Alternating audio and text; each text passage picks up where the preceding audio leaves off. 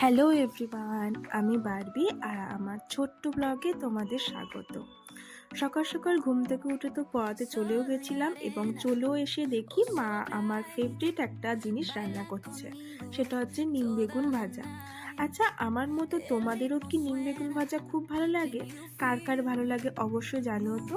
আর এইদিকে দেখো, এই পুচকি মেয়েটাকে যে আমার ড্রেস পরে বসে আছে, কি যে পাই কি জানি, আমার ড্রেস পোশাক, আমার সাজগোজ, আমার লিপস্টিক সব কিছু নিয়ে ইউজ করবে। আমারও কিন্তু বেশ ভালো লাগে। তারপর বিকালবেলায় আমি চলে গেছিলাম ইট স্কোয়ারে। আমি প্রথমবার যাচ্ছি, কোনোদিনই যাইনি। তো গিয়েই দেখি যে এখানে অ্যাম্বিয়েন্সটা বেশ ভালো, চারিদিক বেশ নিলিবিলি একটা সৌন্দর্য প্রকৃতি আছে। এখানে কিন্তু ফ্যামিলি টাইম স্পেন্ড করা যেতে পারে, আবার কিন্তু গার্লফ্রেন্ড বয়ফ্রেন্ডরাও এসে এখানে কিছু টাইম স্পেন্ড করতেই পারে। আর চলো এখানে কি কি আছে দেখে নিই। বেশ অনেক কিছুই ছিল, তবে আমি ট্রাই করেছিলাম লাচ্ছা, হরিয়ালি, কাবাব, চিকেন রোল। জানি না তোমরা কে কে ট্রাই করেছো আর তোমাদের কেমন লেগেছে, বাট আমার কিন্তু খুব ভালো লেগেছে।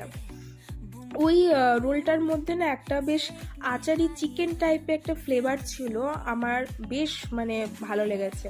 তবে একটা জিনিস যেটা মনে হলো, এখানে চিকেনের পরিমাণটা একটু কম ছিল। চিকেনের পরিমাণটা যদি একটু বেশি দেওয়া থাকতো তাহলে কিন্তু কোনো কথাই হতো না, জাস্ট অসাধারণ কিন্তু লাগতো খেতে। তো আমার এক্সপ্রেশনেই তোমরা বুঝতে পারছো যে আমার কতটা ভালো লেগেছে।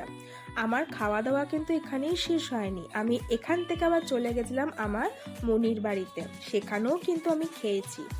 তো খাওয়ার পর আমার বোন আমার জন্য একটা জিনিস তৈরি করেছিল, তো জিনিসটা চলো দেখে নাও। আচ্ছা, তোমরা কেউ বলতে পারবে এটা কি? আচ্ছা, আমি কিন্তু এখানে বলবো না এটা আমি কি খাচ্ছি।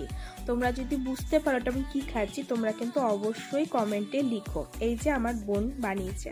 তো চলো ভিডিওটা এখানেই শেষ করছি, আবার কোনো একদিন গল্প নিয়ে